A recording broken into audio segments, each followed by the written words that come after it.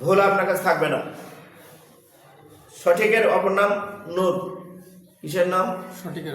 হ্যাঁ, তো এইখানে আমরা জানতে পারলাম আল্লাহ বলেছেন বড় পাপ হলো ওয়াদা করে ওয়াদা ভঙ্গ করা। এটা কি পাপ? বড় পাপ। আর মিথ্যা কথা বলা বড় পাপ। বড় পাপ, মহাপাপ। মুখস্থ আছে তো আপনাদের?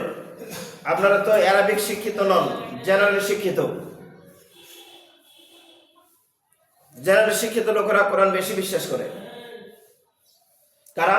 জেনারেল শিক্ষিত। তো এইখানে আল্লাহ বলেছেন 4 নম্বর আয়াতে, ইন্নাল্লাহ, নিশ্চয় আল্লাহ, ইউহিব্বুল্লাযিনা ইউকাতিলুনা ফি সাবিলিহি সাফফান কাআন্নাহুম বুনিয়ানুম মারসুস। আল্লাহ বলেছেন নিশ্চয় আল্লাহ, ইউহিব্বু মানে ভালোবাসেন, পছন্দ করেন, ভালোবাসেন, আল্লাযিনা তাদেরকে, যারা ইউকাতিলুনা ফি সাবিলিহি তার পথে সংগ্রাম করে, আন্দোলন করে, লড়াই করে, সর্বাত্মক প্রচেষ্টা করে কোরআনে বর্ণিত যত আদেশ এবং নিষেধ আছে তা ব্যক্তি জীবনে, পারিবারিক জীবনে, সামাজিক জীবনে এবং রাষ্ট্রীয় জীবনে বাস্তবায়ন করার জন্য সর্বাত্মক প্রচেষ্টা অব্যাহত রাখে। সর্বাত্মক প্রচেষ্টাটা কি? আল্লাহর বিধিবিধান সমাজে বাস্তবায়ন করতে হলে আপনার জীবনের সবচেয়ে বেশি যেটা গুরুত্বপূর্ণ জিনিস সেটা হলো অর্থ সম্পদ, 1 নম্বর। 2 নম্বর যেটা গুরুত্বপূর্ণ সেটা হলো সময়। এই সময় এবং অর্থ সম্পদ দিয়ে আপনাকে, আমাকে, আমাদেরকে কোরআনে বর্ণিত যতগুলো আদেশ এবং নিষেধ আছে এগুলো প্রকাশ করতে হবে, প্রচার করতে হবে। প্রতিষ্ঠা করার জন্য যা যা করার দরকার সব কিছুই করতে হবে। তো যারা এগুলো করে, এই সকল কাজকে, এক কথায় যে কোনো লক্ষ্য উদ্দেশ্য বাস্তবায়ন করার জন্য যা যা করার দরকার, এই সকল কাজের সমষ্টিকে আরবিতে বলে কিতাল। কি বলে? কিতাল। জিহাদও বলে, আর বাংলায় বলে সর্বাত্মক চেষ্টা। পলিটিক্যাল সায়েন্সের ভাষায় বলে আন্দোলন করা। আপনাদের কাছে বিষয়টা ক্লিয়ার? তাহলে আল্লাহ ভালোবাসেন কাদেরকে? যারা আল্লাহর বিধিবিধান, আদেশ নিষেধগুলো ব্যক্তিগত জীবনে, পারিবারিক জীবনে, সামাজিক জীবনে এবং রাষ্ট্রীয় জীবনে বাস্তবায়ন করার জন্য সর্বাত্মক প্রচেষ্টা করে, আন্দোলন করে, লড়াই করে, জিহাদ করে। আল্লাহ তাদেরকে ভালোবাসেন। তাহলে এগুলো যারা করে না তাদেরকে কি করেন? অপছন্দ করেন। লাইক করেন না, ডিসলাইক করেন, হ্যাট করেন, হ্যাট, ঘেরিনা করেন। ভালো করে বোঝেন, কোরআনে বর্ণিত আল্লাহর আদেশ নিষেধগুলো বাস্তবায়ন করার জন্য যা যা করা দরকার, এই সব কিছু কাজ করার সমষ্টিকে এক কথা বলে আন্দোলন। আপনি আপনার লক্ষ্য বাস্তবায়ন করার জন্য চেষ্টা করবেন না, বাধা আসবে, বাধা উপেক্ষা করে চলবেন না। আপনার পরিবার বাধা দিবে আপনাকে, আপনার সমাজ দিবে। এই যে প্রমাণ তো পাচ্ছেন। কারণ আপনি যখন অর্থ ব্যয় করবেন আপনার পরিবার আপনাকে বাধা দিবে যে সব অর্থ আমার জন্য ব্যয় করব। কার জন্য? নিজের ফ্যামিলির জন্য, আমার জন্য, আমার পরিবারের জন্য, আমার ছেলেমেয়ের জন্য সব অর্থ এখানে ব্যয় করব। আর কোরআন বলছে আপনি যা ইনকাম করবেন, আয় করবেন, যেদিন আপনার ইনকাম হাতে আসবে, পকেটে আসবে, সেদিনেই তার হক, তার অধিকার, তার পাওনা দিয়ে দাও।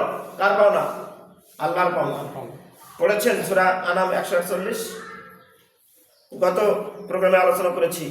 আল্লাহ বলেছেন আপনি যা ইনকাম করবেন সেই ইনকাম থেকে সেদিনেই ব্যয় করতে হবে যেদিন আপনার হাতে এসেছে।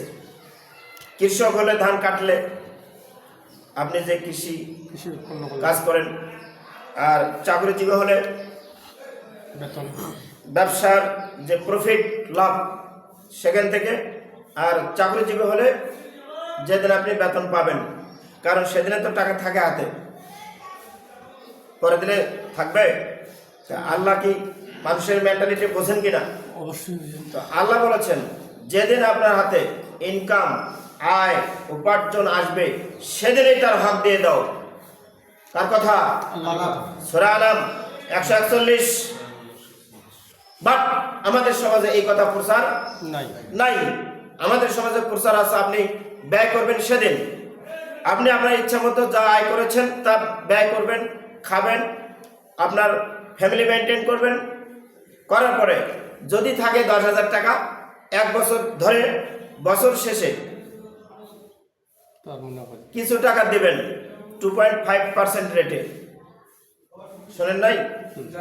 হ্যাঁ, তো আগে জাকাত দিবেন না আগে ইনফাক ফি সাবিলিল্লাহ দিবেন? ফিসাবিল্লাহ টাকা কোরআনে বলা আছে ইনফাক ফি ফিসাবিল্লাহ। সাবিলিল্লাহ, সূরা বাকারা 195 নম্বর আয়াত। আল্লাহ বলেছেন আনফিকু ফি সাবিলিল্লাহ, তোমরা আল্লাহর পথে ব্যয় করো।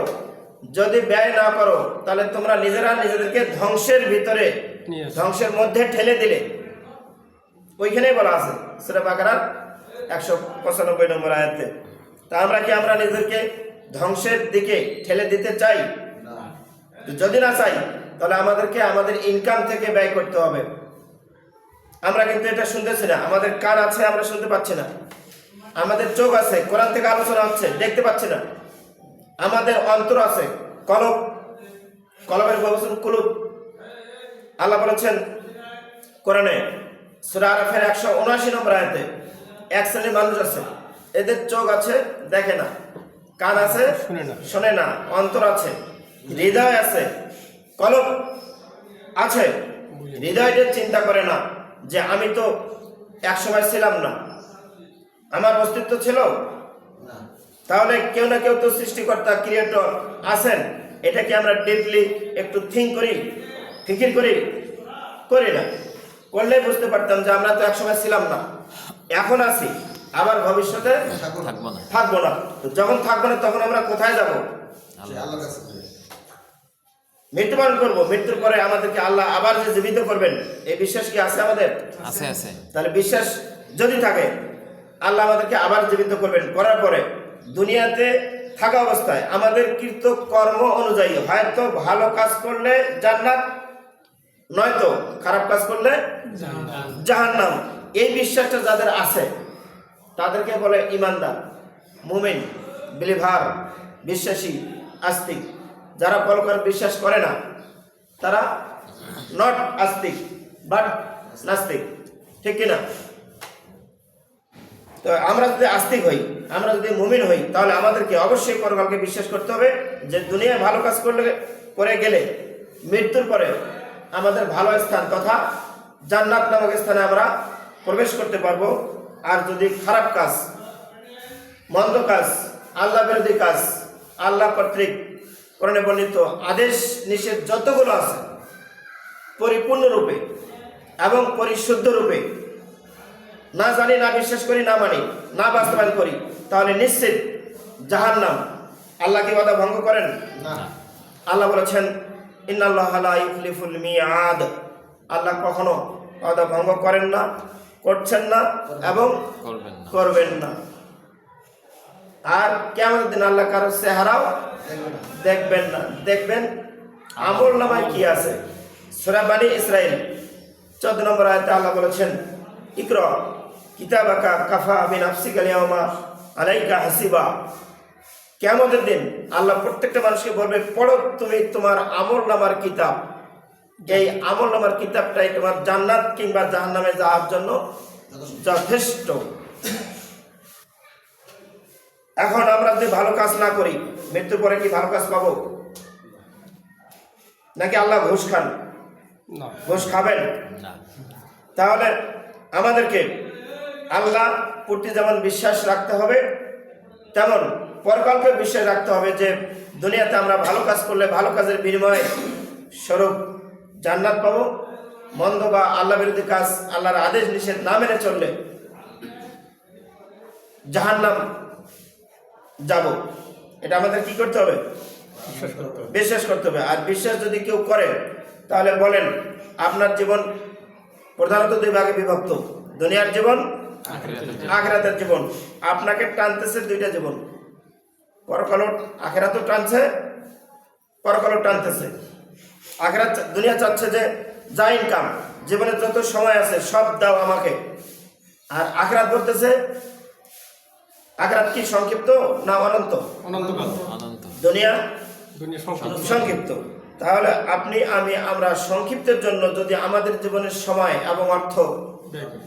বেশিরভাগ ব্যয় করি, সব ব্যয় করি, আর অনন্তকাল পরকাল যে ব্যাপারে আমাদের আস্থা 100% আছে নাকি মাইনাস আছে কিছু, 100% যদি থাকে, তাহলে তো এখন আখিরাত তো টানতেছে যে আমাকে সময় দাও। কি দাও? সময় দাও। সময় দাও, আমাকে অর্থ দাও। তার মানে আপনি আপনার জীবনে অর্জিত সম্পদ এবং সময় ব্যয় করার মধ্য দিয়ে দুনিয়ার মানুষকে যদি কোরআন প্রচার প্রতিষ্ঠার কাজে আত্মনিয়োগ করতে পারেন, তাহলে এটা হলো আখিরাতের আকর্ষণ, আখিরাতের টান। আপনি আখিরাতের টানে, আখিরাতের ডাকে সাড়া দিলেন। তো বলেন, যেহেতু এটা সংক্ষিপ্ত দুনিয়া, আখিরাত অনন্তকাল। অনন্তকাল, এবার বলেন আপনি ভাগ করবেন না আপনার জীবনের সময়টা, অবশ্যই অবশ্যই। অর্থটা? তাহলে কত পার্সেন্ট কোথায় দিবেন আপনি বলেন? মনে করেন যে 90% বা 80% পরকালের জন্য আমাদের ইনভেস্ট করতে হবে। অনেক বড় সাহস আপনার, ধন্যবাদ আপনাকে। মিনিমাম তো 51, মিনিমাম 51 হলে বেশি হলো না? 100 টাকা 2 ভাগ করলে তো সমান সমান 50-50। আর যদি আপনি একটু কম বেশি করেন, যেহেতু দুনিয়া সংক্ষিপ্ত আর আখিরাত অনন্ত, তাহলে আখিরাত যেহেতু অনন্তকাল, কত লক্ষ কোটি কোটি কোটি বছর যাবে, এটা কোনো সীমার সংখ্যা আল্লাহ করলে উল্লেখ করেন নাই, শুরু আছে শেষ নাই। তাহলে এটা যদি একজন সচেতন মানুষ হয়, কোরআনের ভাষায় বলে উলুল আলবাব, ভালো ছাত্ররা লেখাপড়া ঠিকমতো করে না করে না? করে। কারণ লেখাপড়া ঠিকমতো করলে ভালো সার্টিফিকেট পাবে, ভালো চাকরি পাবে, বড় বড় বেতন পাবে, ইলিশ মাছ আর গরু গোস্ত যত দাম হোক কিনে খেতে পারবে। এই কারণে এরা শীতকালে ঘুম থেকে ওঠে কিনা, লেখাপড়া ঠিকমতো করে কিনা? করে। ভালো ছাত্ররা, এরা হলো ট্যালেন্ট, মেরিটোরিয়াস। আর যারা অথর্ব অযোগ্য,